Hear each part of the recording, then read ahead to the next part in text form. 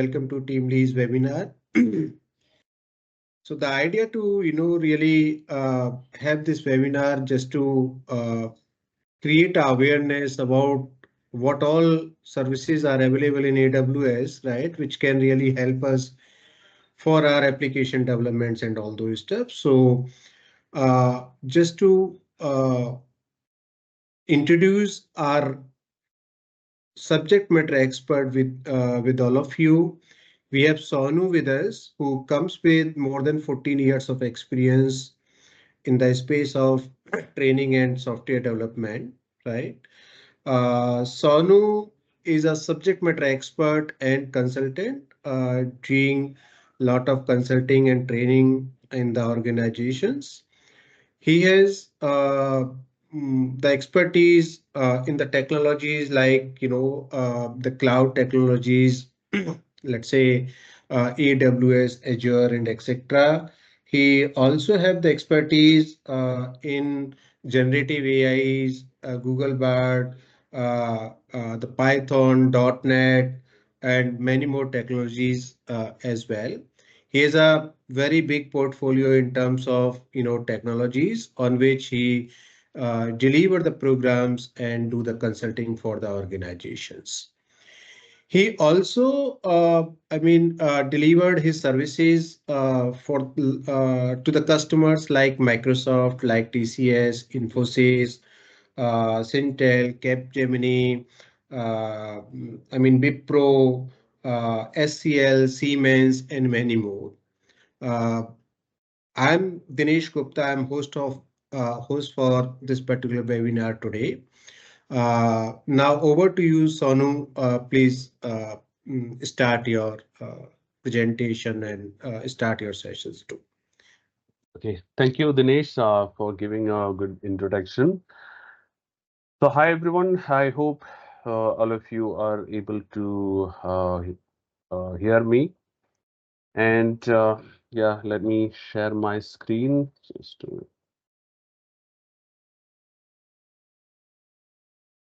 We'll also have follow-up, 15 minutes or 20 minutes just to have a question and answer session after the end of the webinar.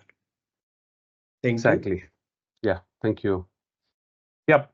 So this quick session for 60 to 70 minutes, we are going to discuss primarily about the AWS services that we can use to build the applications. So when you build a cloud native applications, what are the different services we can incorporate, and what kind of design patterns we can follow? So that's what we are going to discuss in this session. We'll talk primarily about the cloud service models that we have, and then we talk about the AWS services like S3, then the database solutions and the compute solutions. Then we'll also talk about the serverless computing, the authentication service like Cognito, the container solutions like ECR, ECS, and EKS, and also we'll discuss about the message-driven solutions like SQS and SNS, and then we'll end up this session with the performance optimization with the help of Elastic Cache. So since this is a quick session, I don't want to lose time anywhere, and there will be no hands-on or demos for this. So this is just an introductory session over the AWS services. Yes, the first we need to understand why we have to go for the cloud services, because organizations have different deployment options.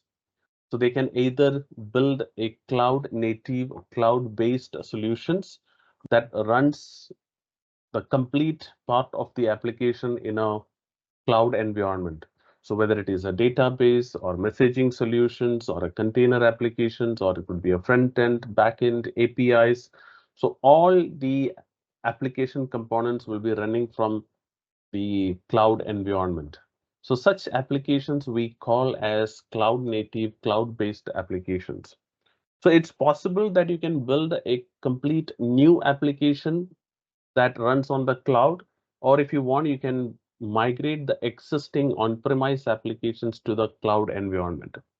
But yes, organizations have option for deploying their applications in their on-premise environment. So they can use the virtualization and storage solutions in their organization's environment. This, in this case, the entire data center management will be done by the organization's administrators. So they can also go with a hybrid solution where some of these solutions or some of the services will be running from the cloud and some of the application components will be running from the on-premise servers. So mostly the web-based solutions that can be accessed from different locations can be hosted on the cloud, and the data, the data that needs to be secured can be hosted on an on-premise environment. So in such cases, we'll go with the hybrid deployment solutions. But most of the modern applications that we see today is cloud native applications. That means the entire application component runs from a cloud environment. So if you want to build a cloud native application, we have different service options. So if you are from the infrastructure background, you could build the applications with the help of the infrastructure as a service solutions offered by the cloud service provider. If whether you go for the GCP or AWS or Azure, all the cloud service providers offers the infrastructure solutions like networking, compute, and storage. Using this, you can build your own infrastructure or your own environment for deploying and running your applications. But if you are coming from a development background, you may not be aware about how to build and configure the entire deployment environment. In such cases, you can go ahead with the platform as a service solutions. In a platform as a service solutions, the cloud service provider will manage the entire infrastructure and you will be getting a ready to use environment. Suppose if you want to use a compute solution for deploying the web applications, the ready to use virtual machines will be provided by the cloud service, and you just need to go and deploy your application into that server. In case of database solutions, you will be getting a pre-configured database server. You just need to go and connect, create your databases and tables inside it. Such application solutions we can call as platform as a service solutions. But yes, for end users, those who are not technically strong in the cloud services or applications, they can go ahead with the software as a service solutions, which is also a type of cloud service. So the end user solutions like a Microsoft Office or maybe a Dynamics or maybe a email solutions that they can use directly from their client applications without worrying about the deployment solutions or application development. So such solutions or such kind of applications we simply call as software as a service solution. But if you are a developer, definitely you will be preferring the platform as a service solutions. In this session, we are going to discuss some of the PaaS solutions, the PaaS services from the AWS that you can directly consume to build and host your applications in the AWS cloud. Consider that you want to build a cloud native application. Consider this example. There you have a containerized backend applications, which can be a microservice application where you need a Kubernetes cluster environment for hosting your backend APIs, and you can access these backend APIs from a front-end application. The front-end application can be developed in any front-end development technologies like React, Angular, .NET, or Java, or any other technology. And this application use an authentication service, an identity provider to authenticate the users, and then the front-end application will connect to the backend APIs through an API gateway. So API gateway is a service that allows a communication between the front end and the backend APIs. You can say it's a single point of contact for the front end application for accessing the backend solutions. So when you work with a microservices kind of application, the application may use different kind of storage solutions, different kind of integration services for the successful completion of the operations. For example, if you want to use some kind of files, for example, in case of uh, uh, job portal applications, when the user uploads his resume or when he uploads his photo, that file needs to be uploaded into a file server. So you need a storage solution for keeping all these files. And maybe if you want to process the uploaded document, for example, when you upload your CV in the form of a Word document, we need to convert that Word document into a PDF format using a background job application. So the background job is responsible for fetching the file which is uploaded into the file server, convert that document into a PDF format and store it back to the file server. But the question is how the background job can be executed. So whenever the user uploads a new file, we need to trigger the background job so that the background application or background job application can start executing and take the file from the file storage, convert that into PDF, and then store it back to the file service. So for that, we need to enable a communication between the API application and the background job application. So there we can implement a queue-based communication. As you see in this picture, we have a queue implemented to enable the communication between the service A, that is a backend application, and the background job application. The backend applications also uses various kinds of uh, database solutions. Some of them you will be using a NoSQL database solution. Some of the services will be using a relational database solutions for persisting the data. So if you consider this diagram, you can see the service A is using a key value pair database, means it is using a NoSQL kind of database solution for persisting the data. And the service B is using a relational database solution for storing the structured data. But if you see, fetching the data from a relational database or any kind of database solution is affecting the performance of the application. So for improving the performance of the application, developers use the caching technologies. So for modern cloud native applications, we use the distributed caching solutions such as Redis Cache. So when you build a cloud native application, you also need a caching solution for improving the performance of your applications. So altogether, when you build a cloud native application, you need a cluster environment for hosting your containerized microservices. You need a file storage for storing the unstructured files. You need a background job for executing some kind of long running backend applications like a file conversion. And you need to enable some kind of communication between the applications or between the services. For that, we can use the queue-based solutions. The microservices will be using different kinds of persistent storages like a NoSQL databases or relational databases.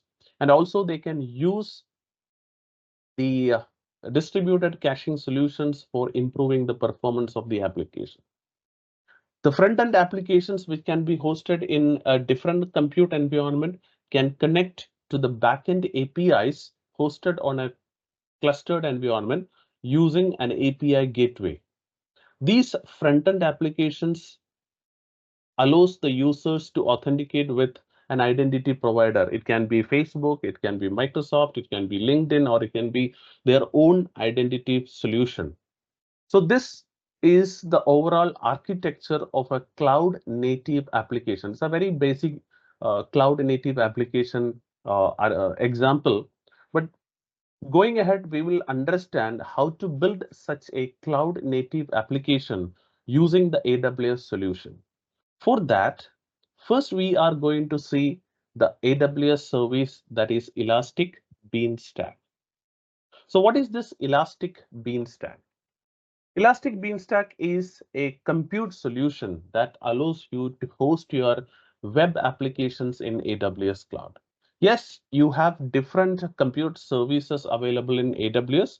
You can use the infrastructure as a solutions like EC2, that is virtual machines, or EC2 auto scaling for auto-scaled virtual machines. You can use the serverless compute solution called Lambda, or you can use the app runner for running the containerized applications. Or if you want to deploy multiple containerized solutions like a multi-container applications like microservices, you can use the clustered environments like ECS, that is Elastic Container Service, or EKS, which is Elastic Kubernetes Service. That means you have different options in AWS for hosting your applications. So here we are talking about the Elastic Beanstalk, which is a simple and easy to use PaaS solution for deploying your web application in the AWS cloud. So this Elastic Beanstalk allow you to host your web application. Suppose if you Hello, have a front-end web application, you hello. can host your, Can you hear hello? me? Yeah, Sonu. Uh, yeah, sorry. I just wanted to understand, like, for questions, will be just gathering all together or asking it at the Yes. last or? Yeah, at the end we have a question and answering Okay, solution session. You can ask your doubts and questions at that time. okay, sure. Thank you. Sorry, go ahead. Okay. Yeah, Okay, so this Elastic Beanstalk you can use to deploy your front-end web applications, which is developed in mm, Node.js or maybe .NET or Java or Ruby or Python, or any kind of application you can deploy into this Elastic Beanstalk. So what is the benefit of using Elastic Beanstalk is it is a ready to use environment. You don't need to go and provision any kind of virtual machines or any kind of infrastructure solutions like load balancers or anything. All will be managed by the AWS cloud. As a developer, you just need to build your application and directly deploy this application into an Elastic Beanstalk environment. And this compute solution supports different languages and frameworks, including the Docker containerized applications. This can also support the auto scaling of your application. That means if the demand of your application is increasing, even if more and more number of requests coming to the application, it can automatically increase the number of instances for handling the incoming request. The Beanstack solution behind the scene, it is using different kinds of different kinds of compute services such as EC2, load balancer, and so on. So this is the architecture of Elastic Beanstalk solution. When you create an Elastic Beanstalk service, it automatically creates a web environment where you will have the EC2 instances, and you can deploy your application inside this EC2 instance. There will be an auto scaling group which will automatically scale the EC2 instances based on the number of requests received in the application. For handling the request, there will be a elastic load balancer automatically provisioned by the Elastic Beanstalk, and the entire compute environment is secured with the help of a security group. That means only client connections which is configured will be allowed to connect into the application. So you need to enable the security group to allow the connections from the client environments from external networks. So when you create an Elastic Beanstalk, you don't need to go and create any kind of infrastructure solutions like the EC2 instances or load balancers or any other kind of storage solutions. All will be managed by the AWS as a developer from your IDE, whether it is Visual Studio Code or Eclipse or Visual Studio. You can directly deploy your application in just one click. So that is the benefit of using the Elastic Beanstalk. So usually we use the Elastic Beanstalk for deploying our front-end applications for the cloud native application. Suppose if you have a Angular or React or .NET web applications, we can deploy such web applications using the Elastic Beanstalk. But obviously, when you use or when you create a cloud native application, storage is an important element, because in our application we will be using different kinds of unstructured objects like files. It can be audio files, video files, images, or some other kind of documents. For storing such kind of objects, we need a storage solution, and AWS is providing a storage solution called a Simple Storage Service that is used to store terabytes of data on the AWS cloud. The objects or the files that you are storing in the S3, that is Simple Storage Service, that is in short we call it as S3. So it is stored inside the S3 buckets. So S3 bucket is a simple container. You can say it's like a folder. Inside we can store multiple files. So once you upload your files into the S3 buckets, you can access these files from anywhere in the world.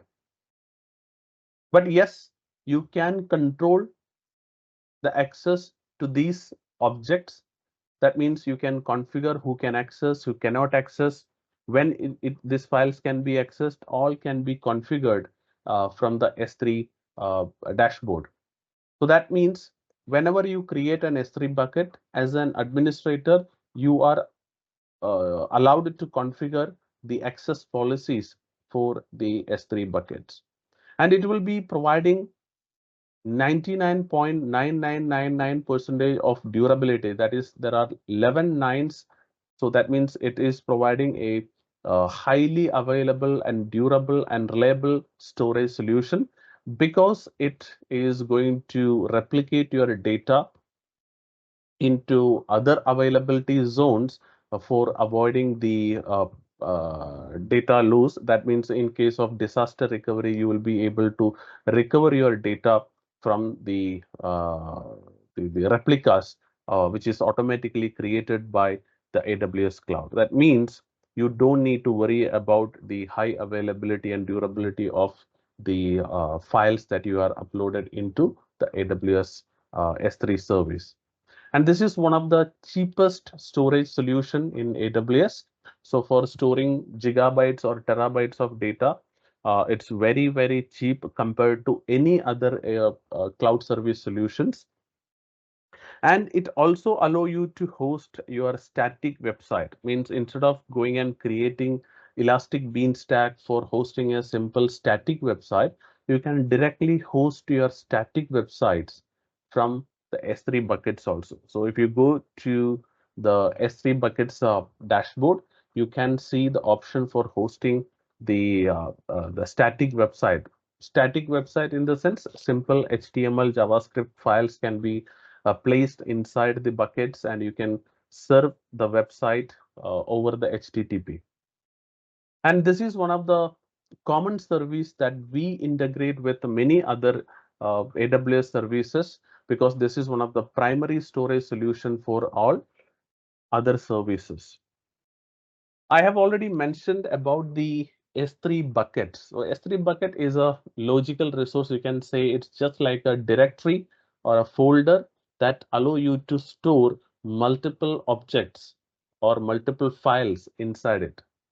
So this is a region specific. That means when you create an S3 bucket, you need to specify a region, but this is accessible from anywhere in the world, because there is a unique URL or endpoint created for every S3 object that you create.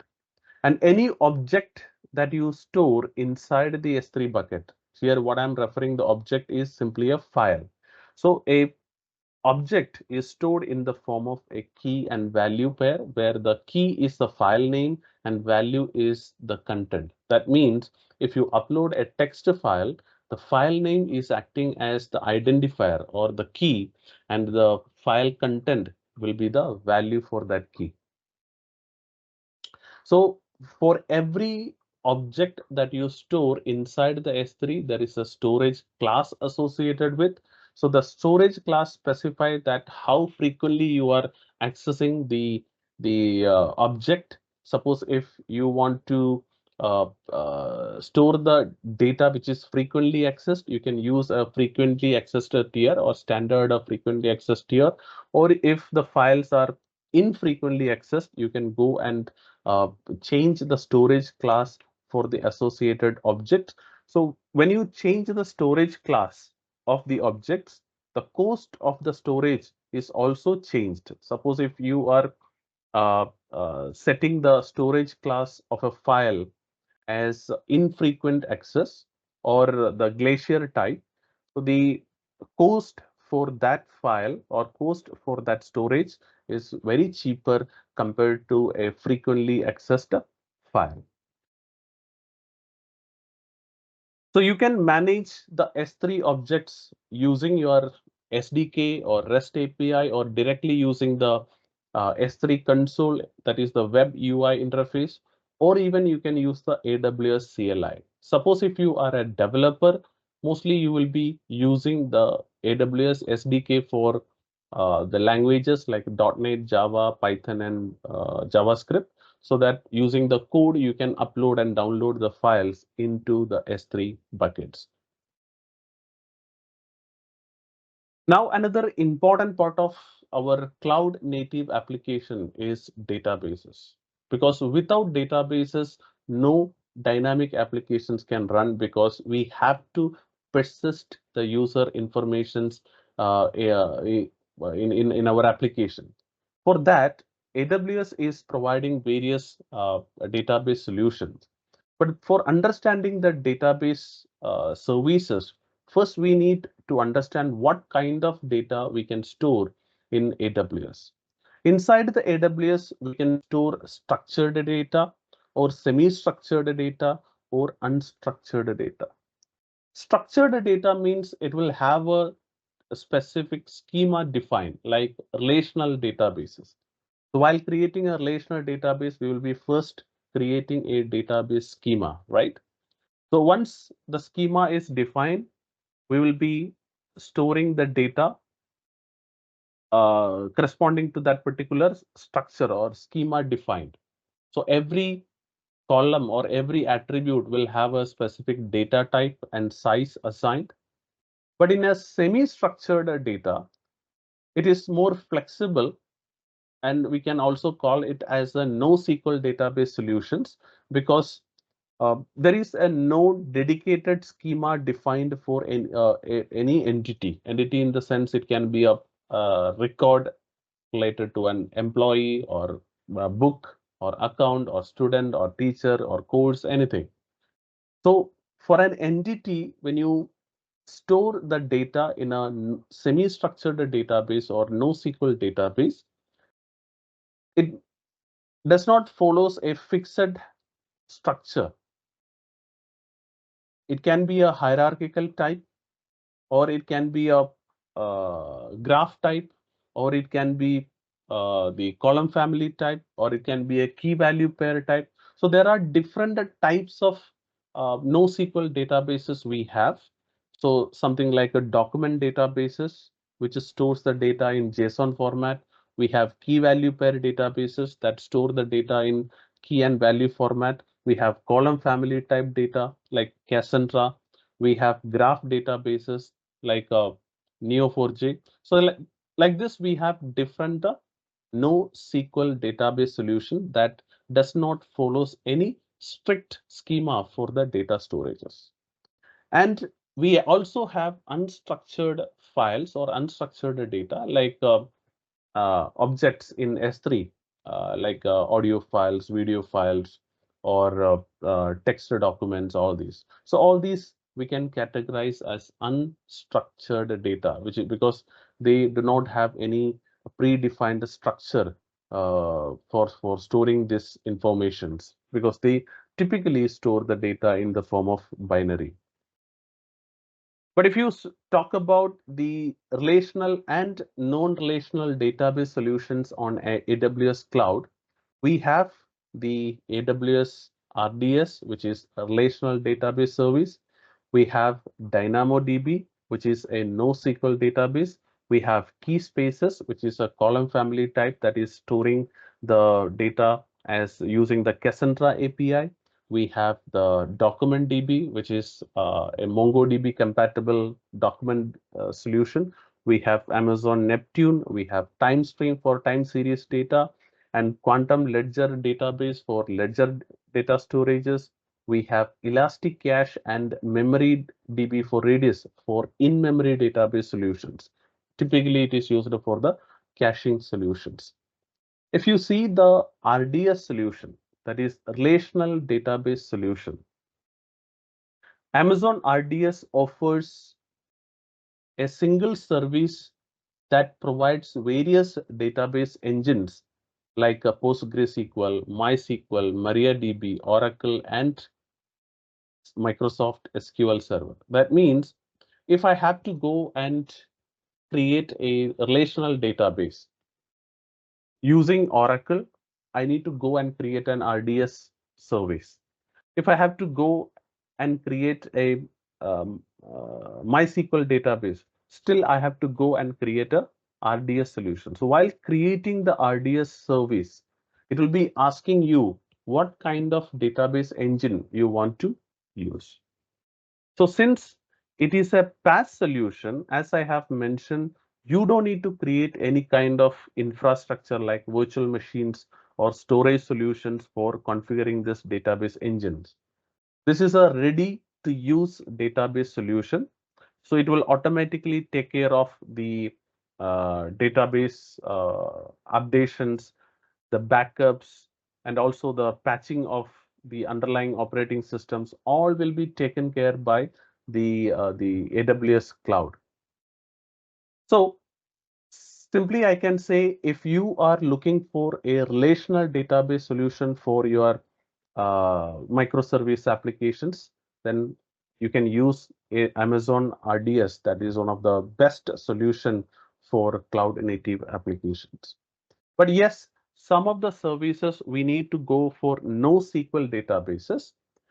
So AWS is also providing DynamoDB as a key value pair database solution. So NoSQL itself is different types, like a document type of data we can store, key value pair data we can store, graph type data we can store, or even column family type data we can store. But DynamoDB is a key value pair data storage. And this is one of the high performance database in AWS. So most of the other AWS solutions like AWS Lambda or the Amazon Kinesis or the other solutions, they are integrating with the DynamoDB because this is one of the high performance database. So you can configure the throughput of your DynamoDB database. Like that means you can configure the WCU, that is write capacity unit, and RCU, that is read capacity unit individually. Suppose if I have to increase the write capacity unit, because this is a write heavy database, means if I have to perform more write operations, you can simply increase the write throughput, that is WCU you can increase. Suppose if it is a read heavy database, means if the database is performing more read operations, you can increase the read capacity unit, which allows more requests to handle. So that means you can independently configure the throughput for read and write operations, so that you can configure the performance of your application according to the application type. So inside this database, you will be storing the data as key value, which means there is a partition key available. So there is a hash key and the primary key available.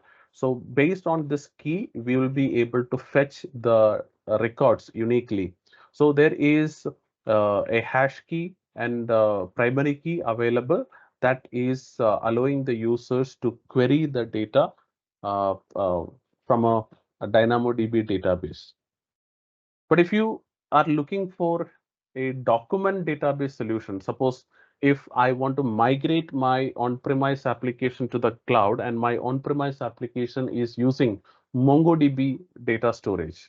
But when I migrate my applications to the cloud, what is the equivalent storage solution for storing this document data? So such cases, you can go with the Amazon Document DB, which is MongoDB compatible. That means if you have an existing MongoDB application, you can easily migrate that into Document DB. So in this also, you can see the storage and compute is decoupled, which means if you want to scale your storage capacity, you can scale this storage without increasing the compute capacity. But if you want to improve the performance of the database, not the storage, you can increase the compute capacity, not the storage capacity. That means your storage and compute is decoupled, and you can scale this storage and compute independently. So you can easily connect your client applications to the document DB solution, because this database you can connect using the native MongoDB libraries. Suppose if you have a mean stack application where we are using the MongoDB libraries to connect to the MongoDB database without making any changes in your application, just like a connection string change is required, you will be able to connect your document DB database also. But yes, obviously, when you build the cloud native applications, we have to execute some kind of background jobs, or we need to host some kind of application that needs to execute as a serverless application. It can be a web application, it can be a REST API, it can be a kind of batch execution job, something like that. So if you want to execute your application as a serverless application, what do you mean by serverless?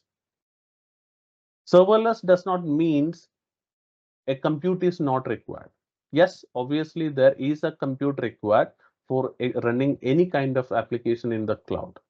Then what is mean by serverless is there is no dedicated compute allocated. When you provision the service, it is not going to allocate any kind of compute for that particular service. Suppose if you consider the Beanstack solution, what happens when you create a Beanstack solution? Whenever you create a Beanstack service, it automatically create a virtual machine behind the scene, and you have to pay for the virtual machine or the EC2 instance which is created in the backend, and you need to pay for that EC2 instances even if you are using the Beanstack application or not. Means whether you have deployed application or not deployed, you have to pay a fixed amount for that compute. But in case of serverless, when you create a serverless service, there is no infrastructure allocated at the time of provisioning the service. Then what happens? When you deploy your application and when it start executing, it allocates a compute dynamically. For example, whenever a new request comes to the application, it will start executing. At the time of execution, it will allocate a VM or allocate a compute for the execution of that application. That means the compute is allocated only when the request execution happens, so that you need to pay only for the time that you consume that compute instance. So that means if it is an infrequently accessed application like a background jobs, suppose in case of background jobs, it's not going to be frequently executed. So maybe whenever the user executes some particular operation, then I have to go and trigger and execute it. Such cases, we can use serverless application, because serverless applications will be charging you only for the execution it does. In this is also a PaaS solution. That means you don't need to go and create any kind of infrastructure. You don't need to worry about the operating system patching, the updation, backup, or scaling. This is automatically scaled when the number of requests increases. So when the number of requests decreases, it automatically scale down. Okay. So there are different serverless services available on AWS Cloud. They are used for different purposes. If you see, one of the primary serverless solution is AWS Lambda, which we are going to discuss here. And we also have AWS step functions for workflow execution, that is orchestration of workflow. We have the storage solution. We have already discussed about S3, which is also a serverless platform or serverless service, but that is comes under the storage. And we also have DynamoDB, which is also a serverless solution. We have Event Bridge, which is used for event-driven applications. Means if the applications wants to communicate using the events, we need to use an event bridge. That is also a serverless service.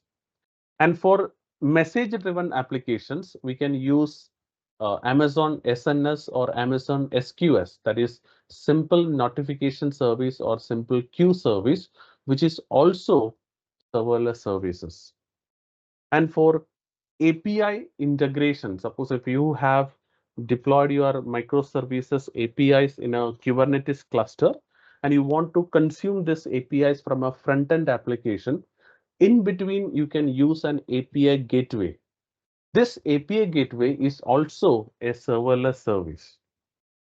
And we also have different other services that runs as a serverless service. So AWS offers different serverless services, and one of the compute service that runs as a serverless is the AWS Lambda. So what is AWS Lambda?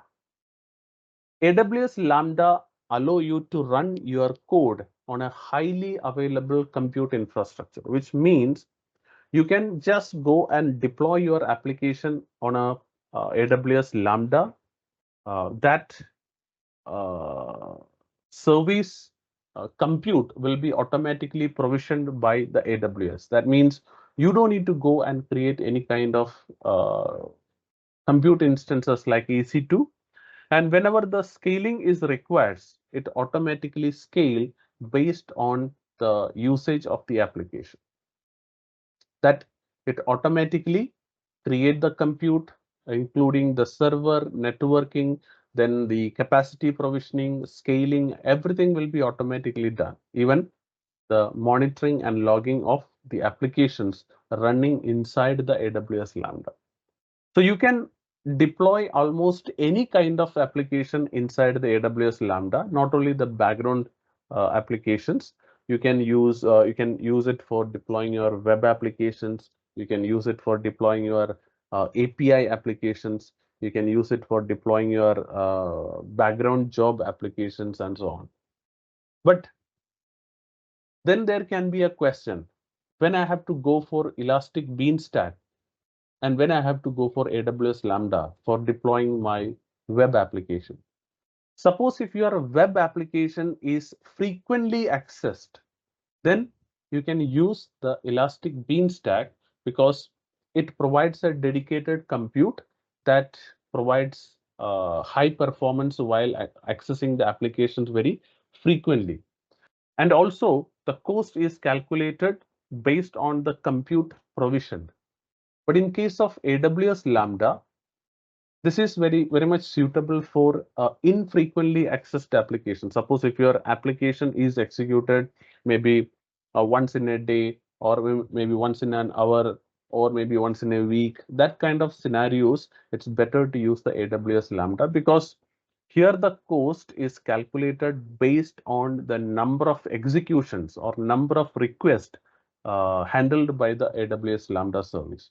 So the problem if you are deploying a frequently used application is for every execution, it will be increasing the cost. So if it is frequently executed, the cost can go higher and it can be more than a dedicated compute service like a Beanstalk. So for frequently running applications, it's better to use Elastic Beanstalk or EC2 instances.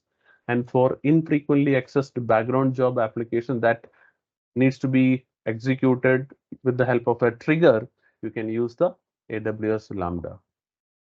So this is typically executed with the help of a trigger. So what is a trigger? That you can simply say it's an event. For example, I have a background job application that is going to convert the document, the Word document, which is uploaded in the uh, uh, S3 bucket and convert that into a PDF document. But every time, in every second, the user is not going to upload the Word document. So I want to run this as an infrequently accessed application. And I want this application to execute only when a new file is uploaded. So whenever the user uploads a new file, then I have to trigger and execute the file converter application. So that means when the file is uploaded, then I have to trigger my application. For that, I can use some kind of messaging solutions or HTTP triggers or some other kind of trigger for executing this Lambda applications. The benefit of the Lambda application is it manages the scaling automatically. That means you don't need to go and configure the auto scaling for this Lambda application. But in case of Beanstalk, even though it supports auto scaling feature, you have to configure. Means you have to specify when to auto scale and when to scale up and when to scale down. But in case of AWS Lambda, based on the number of requests, it automatically scales out and scales in. That means you don't need to go and configure the auto scaling conditions. And it also provides built-in monitoring and logging using the Amazon CloudWatch. Amazon CloudWatch is a monitoring solution that is capturing the telemetry from the AWS Lambda so that it can tell you how many requests executed, whether the request is successfully executed or not, and what happened during the execution of the request. So all informations will be collected and logged inside the CloudWatch. So if you want to troubleshoot your AWS Lambda applications, you can go to the CloudWatch log group and check the logs for finding out what is the reason for the error. Now, if you talk about the Amazon Cognito, Amazon Cognito is an authentication service. So in the first diagram, which I have showed you, the front-end application allows only authenticated users to connect to the backend applications. So now the question, how I can create an authentication service? Do I need to create and deploy an authentication service? No, not necessary. AWS provides a pre-configured authentication service called Amazon Cognito. Using this Cognito service, you can enable the user authentication for your application, which means you can create users inside the Cognito, and every user will have a user ID and password. You can register your front-end application. It could be a mobile application or a web application that can be registered with the Amazon Cognito into a identity pool. And when the user log in with the credentials provided by Cognito, the application will verify this credentials against the Cognito user pool and then allow access to the resources. So that means you can easily enable the application's authentication with the help of Amazon Cognito. So this Amazon Cognito provides two kind of identity pools. That is, one is user pool and identity pool. A user pool is very simple, just a collection of users. That means if I'm building an application, which of the users can access this application? The user's user ID and password and other informations I can store inside the user pool. So it is going to act as a user database, and the users can sign up with the credentials provided in the user pool. But there is an identity pool, which is also called federated identities, that allows our applications to connect to the Cognito and validate the users in the users pool. Because if I have a front-end application, the front-end application need the permission to connect to the Cognito service uh, to verify whether the user is valid or not. So that means your front-end application needs to be registered inside the Cognito. For that, you can use the identity pool. Simply, you can register your applications inside the identity pools. And it is also supporting the third-party identity providers. For example, if I don't want to store the user's information inside the user pool, instead of that, I want to integrate my Facebook authentication or Microsoft authentication or some other third-party authentication service I want to use. Yes, you can go and integrate the third-party identity providers in AWS Cognito. So that means you can say this is a very simple and easy to use authentication service that allows your applications to authenticate the users and access the protected resources like backend APIs. Now, we have discussed about the storage, we have discussed about the database, we have discussed about the front-end application. We also have discussed about the authentication solution. But in case of microservices, when you build a cloud native application, the core part is the microservices. Simply, every microservice is exposed as APIs, simply REST APIs. So for deploying such kind of REST API applications, we can use some compute solutions. Yes, we can deploy our microservices into Beanstalk or Lambda or EC2 or some other compute solutions also. But when we talk about microservices, I have to go and deploy multiple services or multiple backend APIs. and I want to deploy all these backend APIs as a Docker containerized application. For deploying such containerized applications, we have the solutions like Amazon EKS and Amazon ECS and AWS App Runner. The EKS and ECS provides a clustered environment, which means it provides a group of compute instances, like a group of EC2 instances, as a single environment where I can go and deploy our containerized application.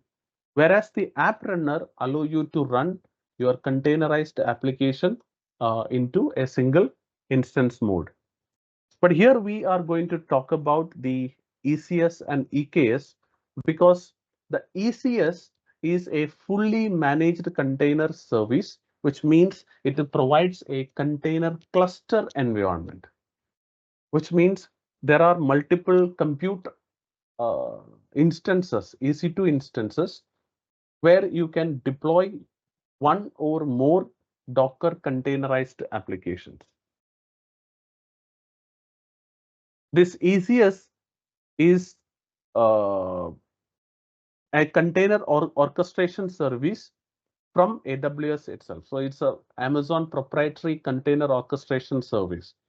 So if a developer wants to deploy their microservices into an ECS cluster, they can create an ECS environment and deploy their containerized solutions using the EC2 instances or the Fargate Fargate services.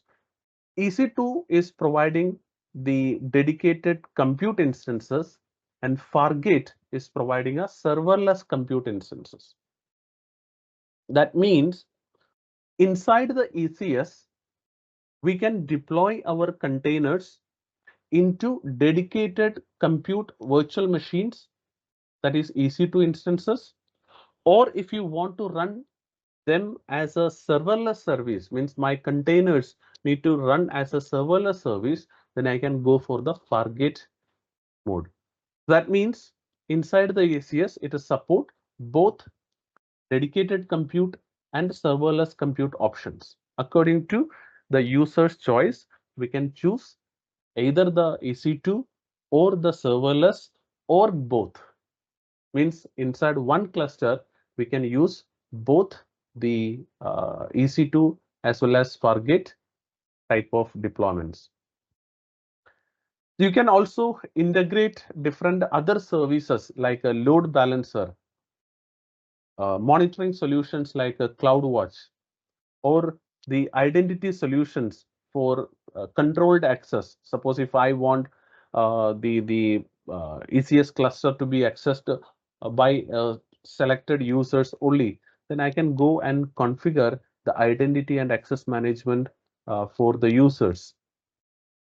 But if the developer wants to use the Kubernetes cluster. So Kubernetes is a container orchestration service developed by Google, and it is one of the widely used container orchestration service. If you go to Microsoft Azure or Google Cloud or Pivotal or some other cloud environment, everywhere you can see the Kubernetes container orchestration clusters or container services.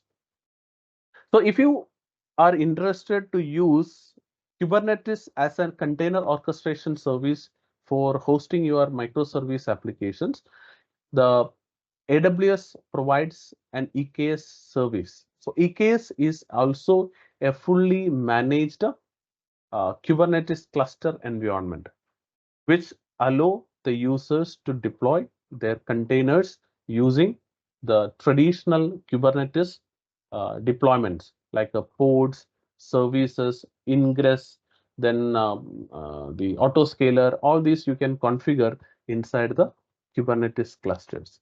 So some of the organization will be interested to use the Kubernetes clusters because maybe they want to migrate their microservices from another cloud environment, maybe from Azure to AWS.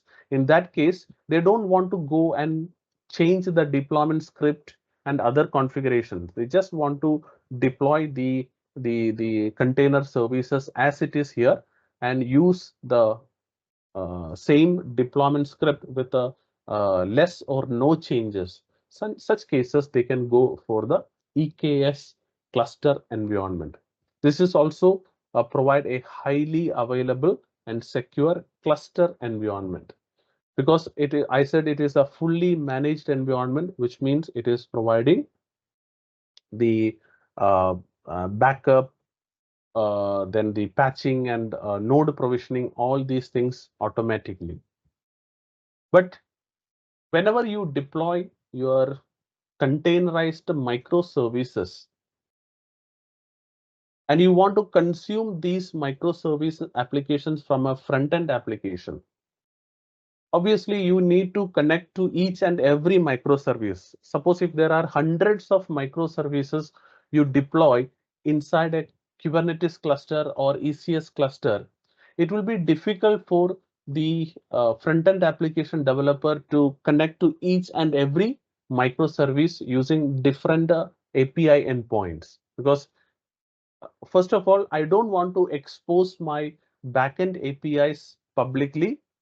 Even if I'm exposing all these backend APIs publicly, it will be difficult for a front-end application developer to connect each and every API using different API endpoints. So the solution for that, or solution for that problem, is the API gateway. So what is the API gateway service is? It is acting as a front door for your API application. That means your front-end application needs to send all the API requests to the API gateway endpoint, and the API gateway endpoint will forward this request to the backend APIs. It can be these backend APIs can be deployed in EKS or ECS or Beanstalk, or it may be in Lambda. Anywhere your backend APIs can run anywhere, but the API gateway is going to act as a single point of contact for all these microservice APIs. So you can say this is a service that allow you to go and create, publish, and deploy your APIs at high scale. And with the help of API gateways, you can deploy the REST APIs as well as WebSocket APIs. So most of the developers will be familiar with the REST APIs, which means we can make an HTTP request to a REST API endpoint and get the response in the form of JSON or XML. But this is just a one-way communication, means the uh, front-end application is going to make request to the backend only. But what if you want to enable a bi-directional communication API? For that, we use WebSockets. So if you are familiar with the WebSocket, you can easily understand whenever you want to create applications like a chat applications or the stock marketing applications that automatically update the front end applications by sending the update notifications over WebSockets, we can deploy such kind of WebSocket APIs also with the help of API gateway. You can deploy your backend APIs as a containerized application or a non-containerized application or as a serverless application. It doesn't matter what kind of deployment you have done. All kinds of APIs can be configured using the API gateway. Not only managing the API endpoint, it can also be used for configuring the throttling, the authentication, traffic management, course configuration, and also the version management of the APIs. All can be managed with the help of API gateway. That means if you want to enable authentication, you can do it in the API gateway level. If you want to control the traffic, you can do it in the API gateway level. You have to enable throttling, that is rate limiting. You can do it in the gateway level. Suppose even if you want to connect this with a payment gateway, like you want to monetize your APIs, you can do that also with the help of API gateways. Now coming to the message-driven solutions on AWS. So in the diagram which I have showed in the beginning, I have shown you one of the backend API which is running inside the Kubernetes cluster wants to send a message to a background job application. But the question is how one application can communicate with another application. There are different communication patterns available, like HTTP communication you can use, or event-driven communication you can use, or you can use message-driven communication. One of the most commonly used communication pattern is message-driven communication. Suppose if one application want to asynchronously communicate with another application by sending the messages, it may be a simple text message or a binary message. So by sending simple text messages, if one application wants to communicate with another application, we can use the message-driven application solutions. So what is the benefit of using this message-driven solutions? We can decouple the applications, means we can, when we create the microservice kind of applications, each component or each application component is communicating each other using either the HTTP or the event bridge, or using the messaging queues. So what is the benefit of decoupling the application is, if one component fails, it will not affect the availability of the other application or other component, right? So for enabling such kind of communications, uh, Amazon is providing two message-driven solutions. One is SNS, that is simple notification service, and another one is simple queue service. In simple queue service, it's a simple text messaging queue where the publisher application can send the message to a queue, and from there, the client application or the consumer application can subscribe the messages. There are two types of queues provided by SQS. One is the standard queue, which is providing an at least one delivery with a best ordering of messages. So that means whenever you, it's not best error ordering, best ordering of messages. That means it does not give a guarantee on the FIFO, that means first in, first out, but it will try to order the messages as possible. But messages will be delivered at least once. But there is another type of queue which is called a FIFO queue, which provide exactly once processing of messages. That means messages will be delivered exactly once only, and it guarantees the ordering of messages. That means if you want to process the messages in a sequential order only, then you have to go and use the FIFO. But if the message ordering is not mandatory, then you can go for the standard queues. So it depends on your application's requirement. You can either go for the standard queue or FIFO queue. All the features of standard and FIFO queue is almost similar, except the ordering and the delivery. In case of SNS, that is simple notification service, which allow you to publish and subscribe notifications to the other applications or devices. Suppose if you want to send an SMS to the mobile device, you can use SNS. Or you want to send an email to the customer application, you can use the SNS. Or you want to send a message notification to the subscriber application, then you can use the SNS. So using the SNS topic is a connection endpoint.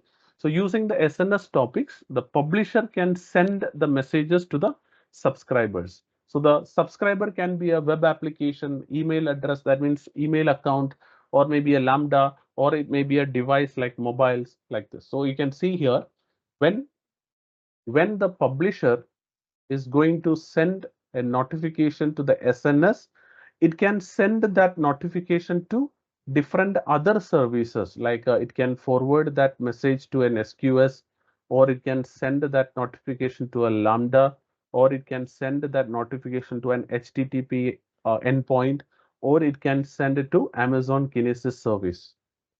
Or you can also send the SMS messages to the mobiles, or send the push notifications to the mobile applications, or you can even send email to the customer's email address. So that means for sending the notifications as a push notification, SMS notification, email notifications, or application notifications, you can use SNS. And finally, we are coming to the application performance. It is very, very important for us to build high performance applications. We know how the performance of the application is going down, because whenever the application is reading the data frequently from the backend database, it will affect the performance of the application. To avoid this, we can use some kind of caching solutions. Previously, in older days, we used to create in-memory, means applications in-memory caching solutions, but in microservices environments, it is not a good practice to use the application in-memory solutions. For that cases, we can go for distributed caching solutions, which means the cached data can be stored into a different solution, an external solution. Outside the application, we can store the cached data. So that means instead of querying the database and fetching the data every time, we can fetch the data once from the database and then store that data into the caching storage, so that we can, whenever the user wants to frequently access the same data, instead of going to the database, it can access the data from a low latency in-memory data source. So don't confuse with the word in-memory. Here the in-memory means it is a distributed caching solution, but it is storing the data in a distributed server memory, not inside the applications in memory. Okay, so in AWS, we have the Elastic Cache service that provides in-memory distributed caching solutions. So it provides primarily two types of caching solutions. One is using the Redis database, and another one is using the memory based, that is memcached distributed memory solution. That means if your application wants to use a Redis database as a caching solution, you can go for Elastic Cache for Redis. But if you want to use in-memory caching using memcached, you can go for Elastic Cache for memcache. So what is the benefit of using this Elastic Cache is it improves the performance of the application. For read heavy applications, this is one of the best solutions to increase the performance, because this is retrieving the data from a high performance, low latency in memory data store instead of fetching the data from the actual database. So that is the list of services we have discussed. Now you can see this diagram. This is the exact diagram that we have seen in the beginning of this session. I just replaced those service images or those images with the AWS services. You can see here, if I have to go and deploy my backend APIs as containerized solutions, I can use the Amazon EKS. So here you can see this is my EKS cluster. Inside this, I can deploy my containerized APIs. These containerized microservices can be accessed from a front-end application, and this front-end application can be deployed inside the Elastic Beanstalk.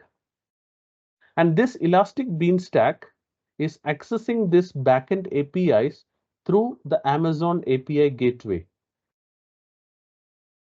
For enabling the authentication for the users, we can use the Amazon Cognito. That means the front-end application can authenticate the users using the Amazon Cognito. And these backend applications can upload the files into the file storage like S3, which after that, the backend API can send the messages, text messages to a queuing solution like Amazon SQS. From there, we can trigger our background job. So our background job can be created using the AWS Lambda. And for database solutions, if my first microservice is using a NoSQL key value pair data solution, I can use DynamoDB for that. And for relational databases, I can go for the RDS service.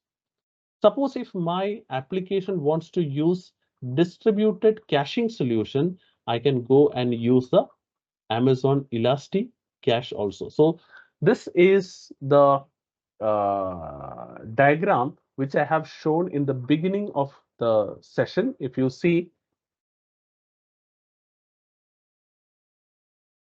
this is the exact diagram we have seen, but I have just replaced this images with the corresponding AWS services that we have seen in today's session. So that's it from my side. Now, if you have any questions related to the topics that we have discussed, I request all of you to unmute yourself and ask, or you can put your questions in the chat. I'll be answering your queries. Yeah, thank you, Sonu. Thanks for such a wonderful session. Over to you, gentlemen. Please feel free to unmute yourself and raise your queries. Sonu, I have one question. While discussing all the database and RDS and NoSQL and all, within the RDS, there are two options that AWS provide, right? Aurora and RDS. So, any particular reason, like in that list, Aurora was not there, or why, or where it fits? Because it also gives you all the relational DB option, right? MySQL or anything. So, Yes, so it is also a MySQL implementation of AWS database solution only. So RDS is also RDS is a relational database solution that is offering the traditional relational databases like MySQL, PostgreSQL, and Oracle, as well as MariaDB, and the Microsoft SQL Server. But Aurora is a AWS version of your what MySQL database. Means it is also an RDS solution or relational database only, but based on the MySQL. But it is you can say it's a proprietary product of Amazon. So that I just missed that name, but it is also part of RDS only. But according to you, because what changes that I have seen, Aurora does provide an option of serverless DB, but whereas RDS does not provide, right? So can you help us, like if we need to go with kind of a relational database in AWS, so whether we should go with Aurora type or RDS type, or the Aurora family or RDS family? What?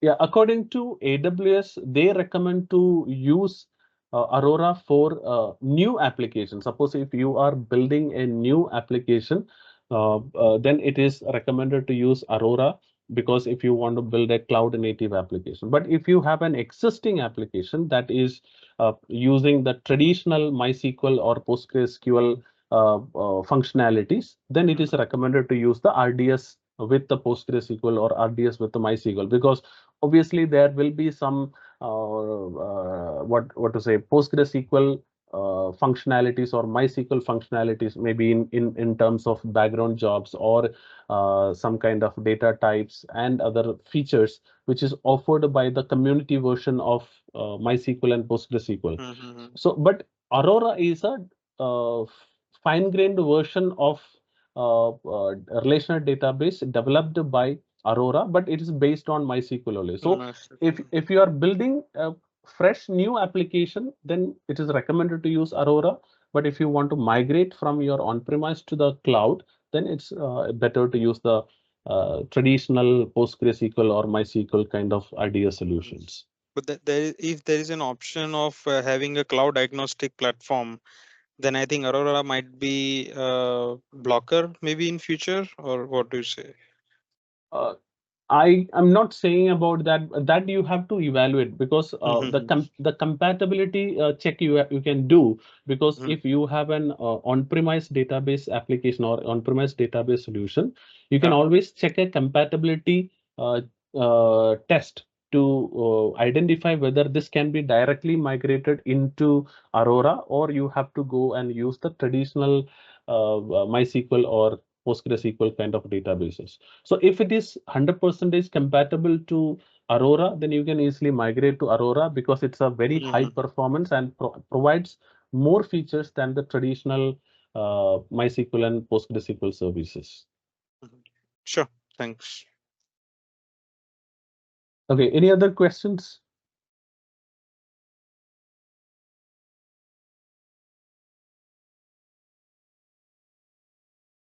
Guys, please feel free to ask any questions if you have, or you can put your questions into chat box. Hi, Sonu. Yep. Yeah, likewise, you have mentioned we can use Amazon Cognito for the authorization and authentication thing over the front end part, right? Yep. So, in the same way, can we implement it in the backend side also, or with the API gateway? Yes, obviously. So the backend API authentication is typically done with the token-based authentication, like a JWT token, something will be used. That's the reason I have not mentioned the backend API authentication here, because most of the backend APIs are authenticated using the tokens, like bearer tokens. So mostly the user authentication is happening in the front end side, right? So that's why I have integrated the Cognito in the front end application. So when I build React or .NET or Angular applications, you can directly log in using the Cognito login page, provide the username, password, get the bearer token from the Cognito, and use that token to authenticate with the backend API. So for backend APIs, yes, if you ask me, is it possible to authenticate with Cognito? It is possible, but it is a best practice to use the bearer tokens for the backend API authentications. Okay.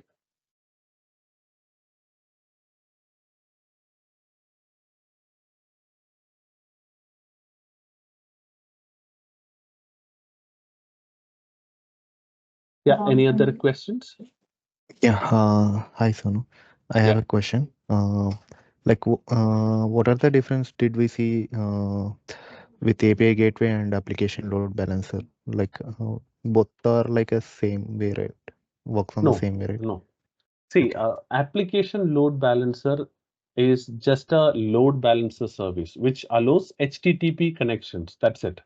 So that means it can be a load balancer to it can allow the traffic to any kind of web applications that uses the HTTP or HTTPS protocol.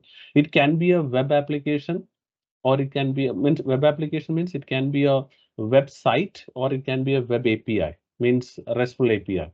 But API gateway is specifically used for web APIs like REST APIs and WebSocket APIs. It's not for the websites. Like if you have a HTML website, you can load balance it using application gateway, or sorry, application load balancer, but not using the API gateway. So, but if you have a REST API, you can configure the front end, or you can configure the routing through the API gateways. And also, you can enable some additional features like a throttling. Throttling in the sense, maximum 5 requests you can make per minute.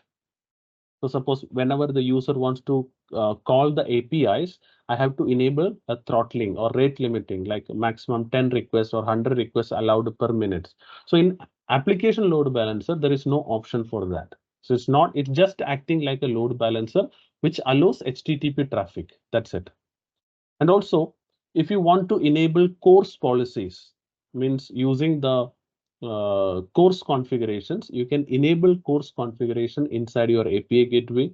You can enable authentication using the API gateway, and you can even connect this with a payment gateway so that for every API access, you can charge from the customer. So that you have to explicitly configure. And also, you can enable versioning of the API. Suppose if you have two different versions of APIs deployed, when the request comes to the API gateway, from the request header or from the request URL, it will understand whether the user is trying to access the old version of API or new version of API, and then it forward that request to the appropriate backend.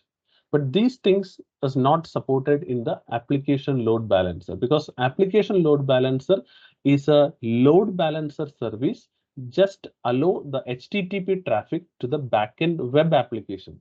Web application means it can be website or web APIs. Are you getting? Okay. Thanks. So is it just one point to add on that? So is it true to that if we have API gateway and a front-end application, so on top of that we can have a load balancer where one is pointing to web application, another is pointing to API gateway? Yes, for the front-end applications, suppose if you have, typically when you use the Beanstack, it will internally uses the load balancer. There is no need to additionally configure the load balancers, because as I have shown in the diagram, let me show it once again.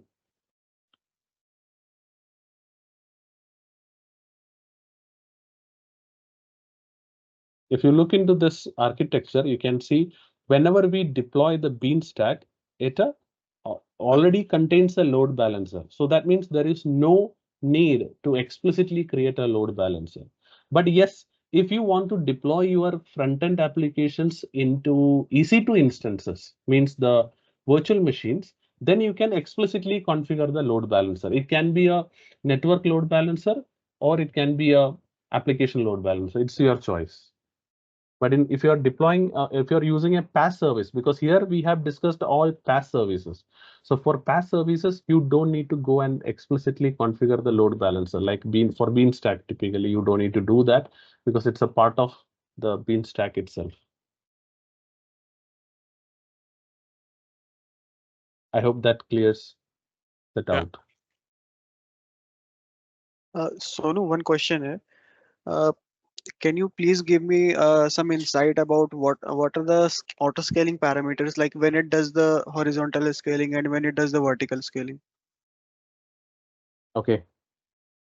See, when you talk about scaling, we have two type of scaling, horizontal and vertical. I hope you are aware about that. So Yeah. when we see when there is a performance issue for your application, that means suppose my application server is capable to handle 100 requests per minute, but I'm getting only 10-15 requests. But the problem what I see there is each request is taking more time to complete the execution. For example, for doing a particular task, maybe a database insertion or deletion or updation, for executing a particular task, it is taking more time, which means even though the number of requests is less, the performance of the application is very low, which means the compute we have allocated to that application is not sufficient. Like in our laptop, suppose when you play a game, if you feel that the game is very slow or the application is very slow, what you do, you will upgrade your laptop. I mean, suppose if it is a 8 GB RAM laptop, you will be upgrading into a 16 GB machine. So in such scenarios, means whenever you want to improve the performance, you will be going with the scale up, which means you will increase the compute capacity. But in the other sense, suppose if my application is capable to handle 100 requests per minute, but it is getting more than 100 requests, which means my application is not able to handle all the incoming requests because there is only one server, but the number of requests which is coming to that is more than the capacity of that server. Such cases, we have to increase the number of servers. I'm not upgrading the machine's capacity, I'm increasing the number of machines. Such cases, we have to go for the uh, scale out, which means auto scaling of instances. Then the question, what are the different parameters I can use for auto scaling? So maybe the CPU percentage, suppose if the CPU percentage is above a particular threshold, you can scale your compute, which means you have to increase the number of instances. Suppose if the number of request is higher, then you have to increase the number of servers. Or if the memory usage is higher, then you have to increase the number of servers. So the number of servers, if you are increasing, we call it as scale out. That is typically happens whenever the current number of servers is unable to handle all the incoming traffic. Okay. But if the performance you want to improve, then you have to go for the scale up. So this scaling parameters like auto scaling, scale out parameters will be different for containerized applications and non-containerized applications. Suppose if you are running inside the Kubernetes, then you will be typically using the horizontal pod auto scaler, or you can use the KEDA, that is Kubernetes event-driven auto scaler parameters to scale the Kubernetes pods. But in case of non-containerized applications, typically CPU percentage, memory percentage, disk usage, number of requests, all these parameters can be used as a metric to scale the applications. Okay. Is that? Yeah. Yeah. Yeah. In vertical scaling, do cloud balance, do load balancing plays any role? So when you say the uh, vertical scaling, that means when you increase the increase the size of the machine, you can say there is no additional machines created. So still the number of machine is only one. So there is no need for creating or configuring the load balancers for that. But load balancer is required only when you do scale out, because when the number of servers increases, we have to distribute the traffic across these servers. That time only we have to go for the load balancer. So simply means for scale out, we have to use the load balancers. Scale up, we don't need to use the load balancers. Thank you. Is there any other question?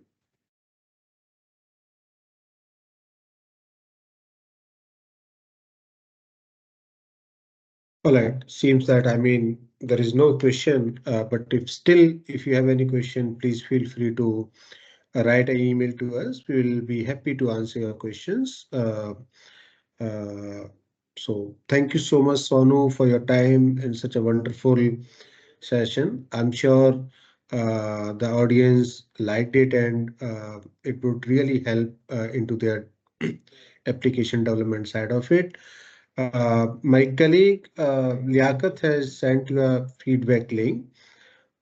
Please feel free to share your feedback or your valuable feedback. We will be happy to get your feedback and improve our services in our next webinars. Thank you so much. Have a great evening.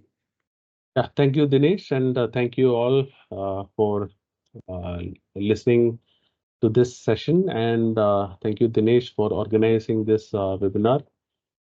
Okay, so thank you and bye.